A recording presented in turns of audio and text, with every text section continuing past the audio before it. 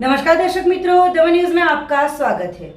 समाचारों की शुरुआत करने से पहले आइए एक नजर डालते हैं आज के मुख्य समाचारों पर। वलसाड़ एलसीबी पुलिस ने वापी यूपीएल वाइब्रेंट सब्जी मंडी के पास छापेमारी कर 12 जुआरियों के साथ 2.5 लाख का मुद्दामाल किया कब्जे में। वलसाड़ गुंडलाव कार के गोदाम में लगी थी भीषण आग, कोई हताहत नहीं।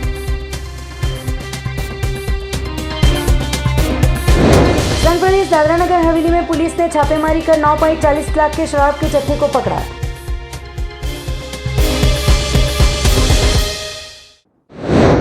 अब समाचार विस्तार से। वापी हाईवे पर वाइब्रेंट सब्जी मंडी में एलसीबी पुलिस ने छापेमारी कर 12 जुआरियों को दर दबोचा। कुल 2,05,740 के मुद्दामाल को किया कब्जे में। वलसाड़ जिला पुलिस अधीक्षक डॉक्टर राजदीप सिंह झाला की सूचना और LCB Valsad police inspector JN Goswami के मार्गदर्शन में जिला गैर कानूनी प्रोहिबिशन और जुए की प्रवृत्तियों को नेस्त नाबूद करने के लिए पेट्रोलिंग में थे।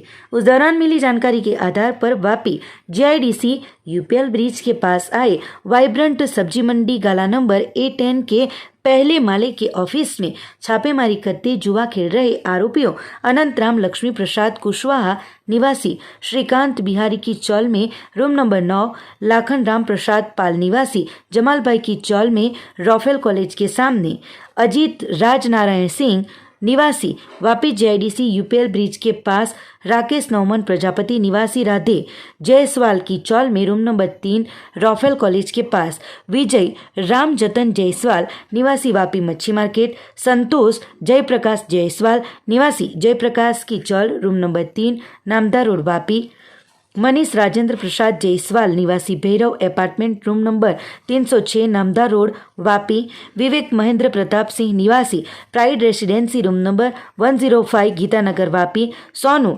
रामनंद मदेशिया निवासी silver point building room number 308 Jhanda चौक वापी, राज रमाकांत जायसवाल निवासी साहिल होटल के पास चौल में रूम नंबर 4 बिलाड़ तहसील उमरगांव और अवध किशोर दशरथ पाल निवासी वापी GIDC यूपीएल ब्रिज के पास वापी को पकड़कर नगद 14,740 के साथ मोबाइल फोन 12 मिलाकर कुल 2.5 लाख के मुद्दामाल को कब्जे में लेकर आगे की जांच पुलिस ने शुरू की है। वलसाड़ के गुंडलाव के पास कैरवेल के गोडाउन में लगी थी भीषण आग, कोई हताहत नहीं। वलसाड़ के गुंडलाव के पास आए कार के गोदाम के पिछले हिस्से में अनजानी वजह से आग लग गई थी। आग लगते ही आग जल्दी न फैले उससे पहले वलसाड़ की फायर विभाग की टीम को जानकारी देते तुरंत ही वलसाड़ और अतुल की फायर विभाग की 3 से ज्यादा टीमें घटनास्थल पर पहुंच गई थी। घटना पीछे के हिस्से में रखे गए ऑयल के गोदाम में लगते अफरा तफरी का माहौल फैल गया था, पर इस घटना में कोई जान हानि नहीं हुई थी और फायर विभाग की टीम ने पहुंचकर आग पर काबू पाने की मशक्कत में लग गए थे।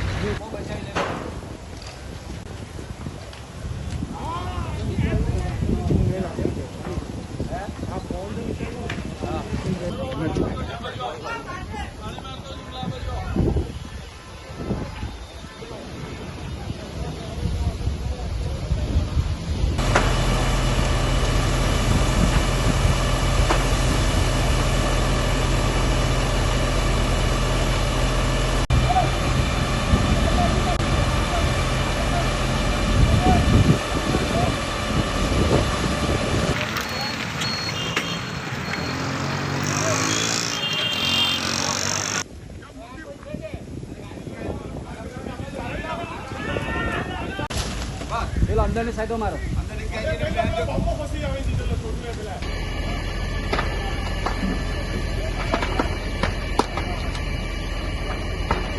संघ प्रदेश दादरा नगर हवेली में चुनाव की घोषणा होते ही दादरा नगर हवेली में प्रशासन द्वारा सीमा क्षेत्रों पर रखी जा रही है सख्त निगरानी। पुलिस ने छापेमारी कर 9,43,420 की शराब और नरोली खरड़पाड़ा से 5 लाख रुपए नगद किए बरामद। संघ प्रदेश दादरा नगर हवेली में चुनाव की घोषणा होते ही प्रशासन की ओर से नाकाबंदी की गई है और सभी बॉर्डरों पर निगरानी रखी जा रही है। तो आबकारी एवं पुलिस विभाग की टीम को शराब की सूचना मिलते ही आमली स्थित गांधीग्राम सिलवासा में छापेमारी करते 1 लाख रुपए की शराब बरामद हुई है। शराब के जत्थे के साथ 2 वाहनों को मिलाकर कुल 9,43,420 रुपए के मुद्दामाल को कब्जे में लेकर आगे की जांच पुलिस विभाग को सौंप दी गई है। साथ ही वाहन निरीक्षण के दौरान पुलिस ने खरड़पाड़ा नरोली सिलवासा के पास से रुपये 5 लाख नगद बरामद कर पुलिस ने जांच शुरू की है। दादरा नगर हवेली में होने वाले लोकसभा उपचुनाव के तहत भारतीय जनता पार्टी दादरा नगर हवेली एवं दमन दीव प्रदेश की महिला मोर्चा अध्यक्षा सिंपलबेन काटेला की अध्यक्षता में एक महिला सम्मेलन का हुआ था आयोजन। संघ प्रदेश दादरा नगर हवेली में होने वाले लोकसभा उपचुनाव के तहत बुधवार को सिलवासा में भारतीय जनता पार्टी दादरा नगर हवेली एवं दमन दीव प्रदेश की महिला मोर्चा अध्यक्षा सिंपलबेन काटेला की अध्यक्षता में एक महिला सम्मेलन का आयोजन किया गया था। इस सम्मेलन की प्रमुख अतिथि प्रदेश की प्रभारी श्रीमती विजया राहटकर जी रही थी एवं प्रदेश भाजपा के अध्यक्ष श्री दीपेश भाई टंडेल की विशेष उपस्थिति रही थी। महिला सम्मेलन का प्रारंभ प्रदेश भाजपा अध्यक्ष दीपेश भाई टंडेल जी को जन्मदिवस की बधाइयां देते हुए किया गया था। केक काटकर उन्हें महिला मोर्चा की तरफ से जन्मदिन की शुभकामनाएं दी गई। तत्पश्चात इस सम्मेलन में दादरा नगर हवेली की कार्यकर्ता श्रीमती जूली सोलंकी को प्रदेश महिला मोर्चा की उपाध्यक्ष के पद पर नियुक्त किया गया एवं उनकी सहयोगी 50 जितनी महिलाओं ने भी भाजपा में सदस्य के रूप में प्रवेश लिया। महिला मोर्चा के इस सम्मेलन में आने वाले उपचुनाव में महिलाओं को कौन कौन सी जिम्मेदारी संभालनी है और उनके द्वारा कौन से कार्य होने चाहिए उसके लिए जानकारी दी गई। कार्यक्रम में अन्य उपस्थितों में प्रदेश उपाध्यक्ष कपिलाबेन, महिला मोर्चा प्रदेश प्रभारी मनीष भाई देसाई, दमन नगर पालिका की अध्यक्षा सोनलबेन पटेल, प्रदेश महिला मोर्चा की अध्यक्षा सिंपलबेन काटेला के साथ प्रदेश, जिला और शहर के महिला मोर्चा के पदाधिकारियों एवं कार्यकर्ता बहनें, माइनॉरिटी सेल के पदाधिकारी, सिलवासा नगर पालिका की काउंसिलर, ग्राम पंचायत सरपंच और भाजपा में जुड़ी नई महिलाएं उपस्थित रही थी। दीपेश भाई टंडेल जी का जन्म दिवस है। उनको आप सबकी तरफ से बहुत बहुत बधाई देती हूँ और उनको लंबी आयु मिले, उनका स्वास्थ्य अच्छा रहे और अपने प्रदेश की सेवा वो निरंतर करते रहे, ऐसी शुभकामनाएं भी देती हूँ। दीपेश जी के नेतृत्व में हम हमारे प्रदेश पे बहुत अच्छा काम कर रहे हैं। भारतीय जनता पार्टी का संगठन बड़ा मजबूत हो रहा है, आगे बढ़ रहा है और दीपेश जी की टीम भी बहुत बढ़िया काम कर रही है। मुझे आज बड़ी खुशी हुई कि महिला मोर्चा का कार्यक्रम है, बहनें आई है और हमने समय पे जाना चाहिए, महिलाओं के लिए हमने ख्याल रखना चाहिए। ये मुझे बार बार आपके महिला मोर्चा के प्रभारी मनीष भाई कह रहे थे। ये बड़ी अच्छी बात है। नहीं तो प्रोग्राम हमारा है, महिलाओं का कार्यक्रम है, आप देख लो, आप कर लो। कितनी बार ऐसा कहा जाता है, पर भारतीय जनता पार्टी में ये परंपरा नहीं है। प्रभारी ने बराबर चिंता करी और मुझे यहाँ पे वो लेके आए। नरोली गांव की सभी महिला की ओर से भारतीय जनता पार्टी में उपाध्यक्ष की 3D की उपाध्यक्ष का मुझे पोस्ट मिली है भारतीय जनता पार्टी में और मेरा वही एक मोटिव है कि महिला को, बेरोजगार महिला है उनको काम मिले, कंपनियों में जो शोषण हो रहा है महिलाओं का उन पे महिला मोर्चा, खास करके बीजेपी महिला मोर्चा ध्यान दे और 8 कलाक की नौकरी हो, 12 घंटे की नौकरी है तो 8 घंटे की नौकरी हो, उनको भत्ता भी सही टाइम पे मिले, शोषण कम हो, यही मेरा मोटिव है। आज नरोली गांव से मेरी टीम, महिला मंडल की टीम पूरी जुड़ी है और मैक्सिमम मिनिमम 100 अप तो है ही और नरोली में शायद वो प्रोग्राम होता तो शायद 2-3 हज़ार महिला के साथ मैं जुड़ती। तो भारतीय जनता पार्टी की जीत निश्चित है एवं नरोली से भी भारी भक्कम भरपूर वोट मिले और इतनी मेहनत भी हमने की है उसका फल हमको नानी दमन स्वामी विवेकानंद ऑडिटोरियम हॉल में Dadra Nagar Haveli Daman Diu information and technology विभाग द्वारा साइबर सुरक्षा सप्ताह अंतर्गत विशेष कार्यक्रम का हुआ था आयोजन।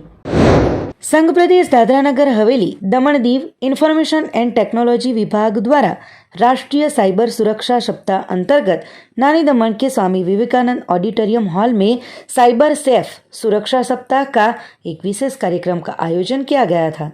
कार्यक्रम में प्रदेश की स्कूल कॉलेज के उपस्थित छात्रों और स्टाफ सभ्यों को इंटरनेट के माध्यम से हर रोज इस्तेमाल में आती विविध साइटों को सलामत तरीके से कैसे इस्तेमाल किया जाए और साइबर फ्रॉड से किस तरीके से बचा जा सके उसी के अंतर्गत ज़रूरी मार्गदर्शन दिया गया था। आज हम देखते हैं कि बड़े पैमाने पर साइबर क्राइम की घटनाएं घट रही है। उसी को देखकर ऐसे क्राइम से बचने के लिए वीडियो प्रेजेंटेशन के जरिए मार्गदर्शन दिया गया। साथ ही इस सप्ताह के दौरान जागरूकता हेतु हैंडबुक, प्रेजेंटेशन, वीडियो और शहरों के विविध मुख्य रास्तों पर होर्डिंग और बैनरों को लगाकर सुरक्षित साइबर के बारे में लोगों में जागरूकता फैलाई जाएगी। तो आयोजित इस कार्यक्रम में आईटी विभाग के सचिव दानिश अशरफ, दमन पुलिस विभाग के एसपी अमित कुमार शर्मा के साथ प्रदेश की स्कूल कॉलेज के शिक्षकगण, प्रिंसिपालगण और छात्रगण उपस्थित रहे थे। तो ये सारी चीज़ें लिखने से बचो आप लोग, मैं ये कहना चाहूँगा। ये सारी चीज़ें आपको दूसरे को मौका देते हैं साइबर क्राइम करने के लिए। देखिए ये टेक्नोलॉजी की अच्छी Books are the legacies that the genius leave to mankind, said Francis Bacon.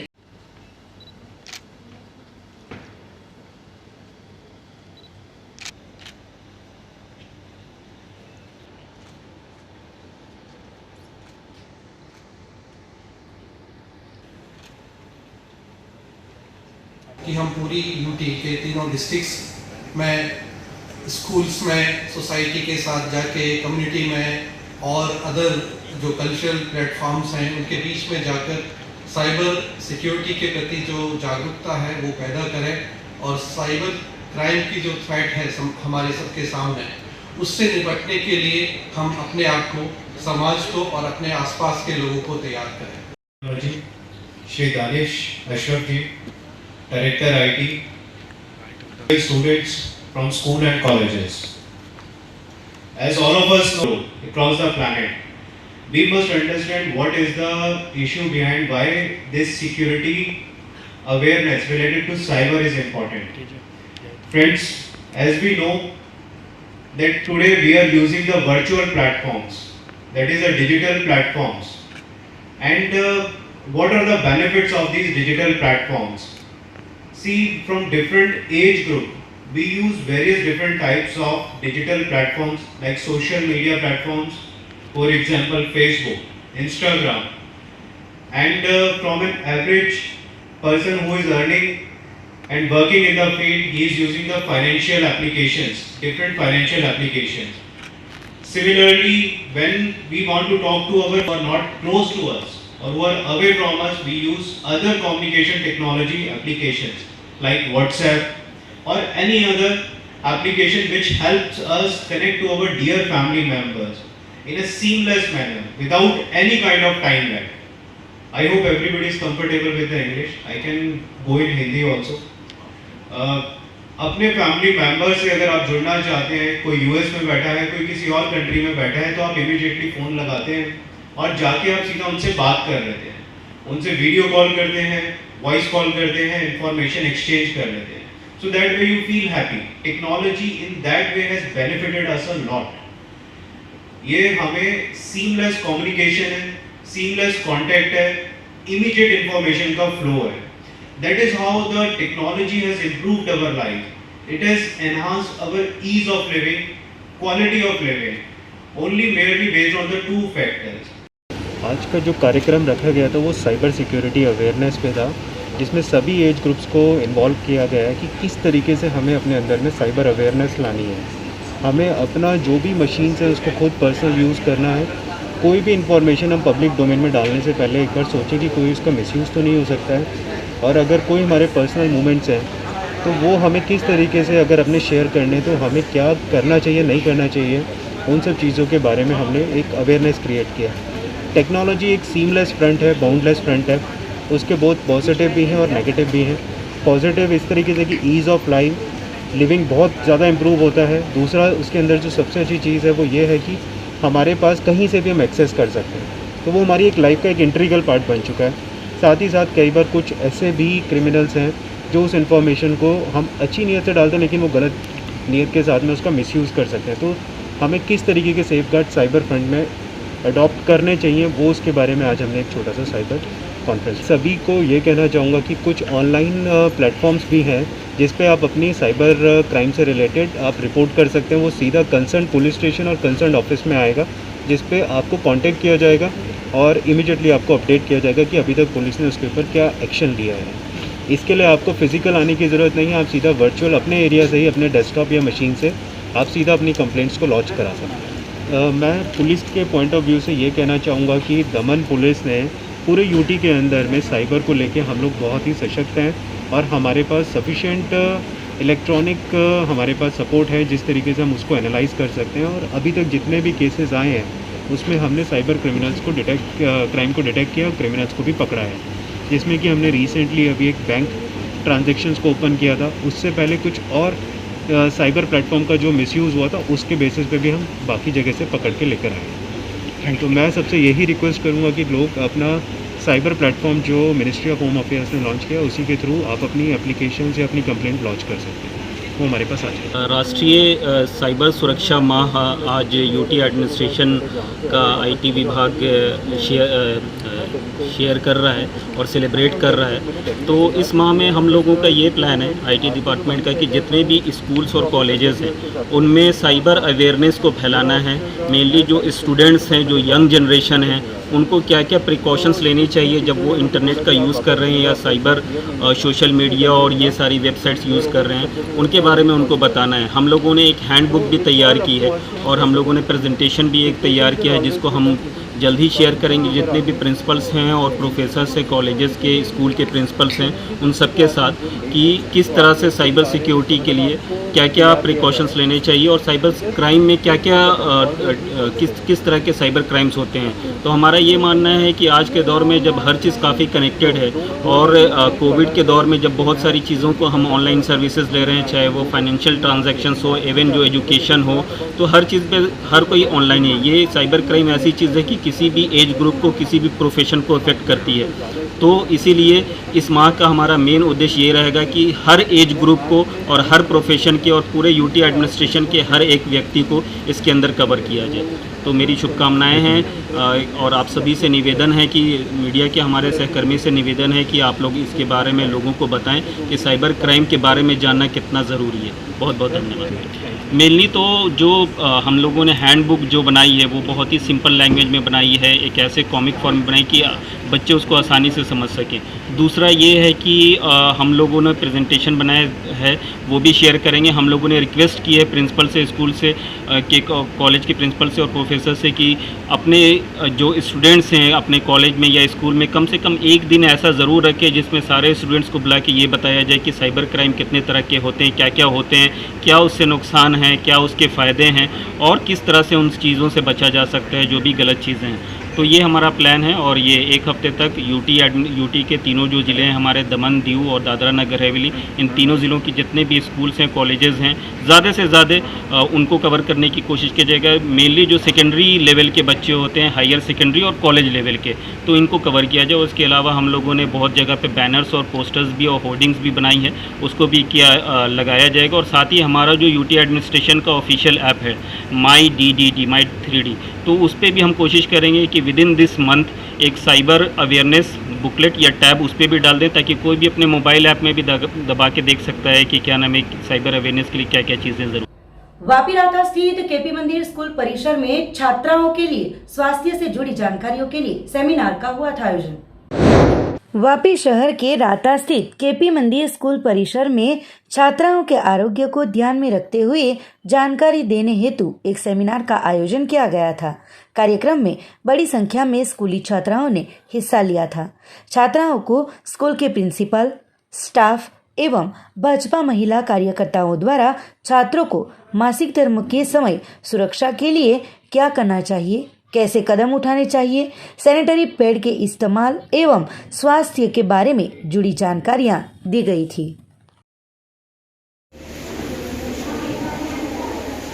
આજે અહીં વાપીમાં રાતા ખાતે હાઈસ્કૂલમાં કિશોરી અવસ્થાની જે વિદ્યાર્થીનીઓ છે તેમના માટે મૂંઝવતા પ્રશ્નની આજે અહીં સેમિનાર યોજ્યો છે. મહિલા મોરચાના થકી આ યોજ્યો છે સેમિનાર અને એમાં ડૉક્ટર શોભનાબેન પધાર્યા છે, એડવોકેટ રશ્મિબેન પધાર્યા છે અને આજે એમને ડૉક્ટર શોભનાબેન માહિતી આપશે છોકરીઓને. बच्चों से आज हम मिलने आए हैं टीनेज लड़कियों से केपी विद्यालय स्कूल में एक सेमिनार ऑर्गेनाइज किया हुआ है सुनीता तिवारी मैडम के थ्रू, जिसके हम बच्चों को माहिती देंगे क्या करना चाहिए क्या नहीं करना चाहिए, औरतों को किस तरह से उनके जो डे टू डे प्रॉब्लम्स हैं टीनेज में, जो मेंस्ट्रुअल हाइजीन है, सैनिटरी पैड के बारे में जानकारी, उनके प्रोटेक्शन के लिए हम क्या करना चाहिए, कैसा बिहेवियर करना चाहिए, वायलेंस कैसे प्रिवेंट करते हैं अगेंस्ट वुमेन, उन सब के बारे में थोड़ी जानकारी देने के लिए हम इकट्ठे कर रहे हैं. ये हमारी बच्चियों के लिए रखा गया है. केपी विद्या मंदिर और अदर लोगों के लिए भी एक मैसेज आएगा. ये बच्चियों को पहली बार जब उनको मासिक धर्म का प्रॉब्लम होता है तो वो समझ नहीं पाते हैं और वो सही से अपने को प्रेजेंट नहीं कर पाते हैं, तो उसके थ्रू हमारे बीच संवेदना हॉस्पिटल की एमडी शोभा मैडम, डॉक्टर चेतना मैडम, डॉक्टर पायल मैम सेमिनार के रूप में आज उन बच्चियों को बताएंगी.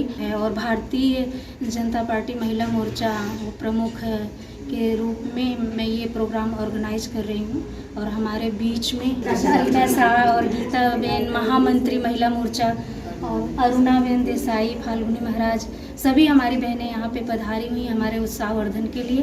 हम इनका तहे दिल से आभार करते हैं. Thank you. समाचारों के अंत में आइए एक नजर डालते हैं आज के मुख्य समाचारों पर. वलसाड़ एलसीबी पुलिस ने वापी यूपीएल वाइब्रेंट सब्जी मंडी के पास छापेमारी कर 12 जुआरियों के साथ 2.5 लाख का मुद्दामाल किया कब्जे में. वलसाड़ गुंदलाव कार के गोदाम में लगी थी भीषण आग, कोई हताहत नहीं.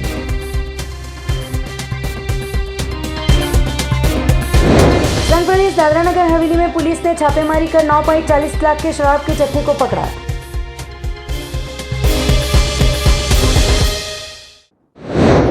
तो ये थे अब तक के दमन न्यूज के समाचार. नए समाचार नई घटनाओं के साथ देखते रहिए दमन न्यूज.